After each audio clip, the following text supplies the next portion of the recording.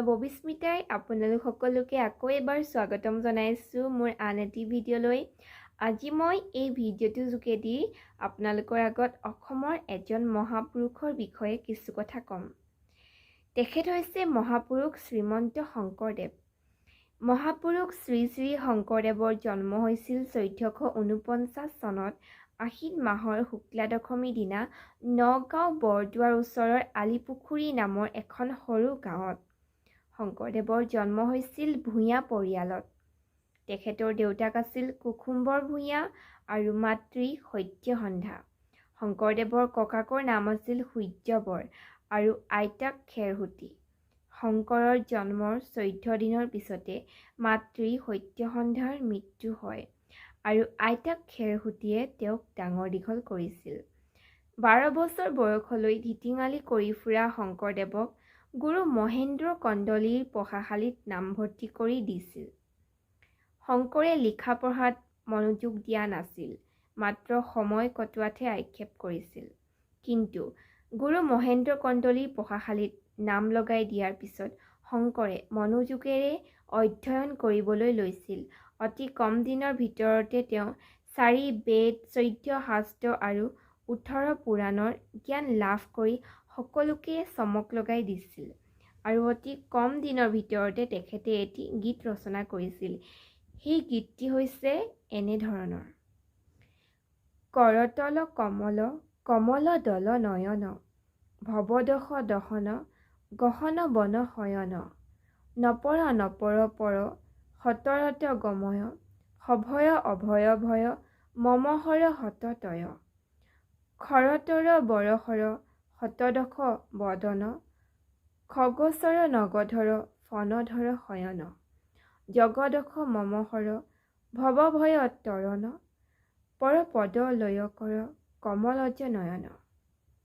ভগৱানৰ ৰূপ গুণ বৰ্ণনা কৰি লিখা এই গীতটিক কোমল গীত বুলিও জনা যায়। শংকৰদেৱৰ স্বভাৱ চৰিত্ৰ বৰ ভাল আছিল। সময়ত তেওঁৰ গুৰুৰ অতি প্ৰিয় শিষ্য হৈ পৰিছিল। শংকৰদেৱক গুৰুৱে ওজা ছাত্ৰ পাতিছিল। শংকৰদেৱে শিক্ষা সাং কৰি শংকৰদেৱে শিৰোমণি ভূঞাৰ পদ লয়। তাৰ পিছত তেওঁ বিয়া বাৰু কৰায় ঘৰ সংসাৰ কৰে। ঘৰ সংসাৰ চলোৱাৰ মাজতে তেওঁ সাহিত্য চৰ্চাৰো কৰে। চৰিত পুথিত পোৱা মতে গুৰুগৃহৰ পৰা আহিয়েই শংকৰদেৱে হৰিশ্চন্দ্ৰ উপাখ্যান নামৰ কাব্য গ্ৰন্থখনো ৰচনা কৰে। তেওঁৰ পত্নীৰ নাম আছিল সূৰ্যৱতী। শংকৰদেৱে বহুতো তীৰ্থস্থান ভ্ৰমণ কৰিছিল।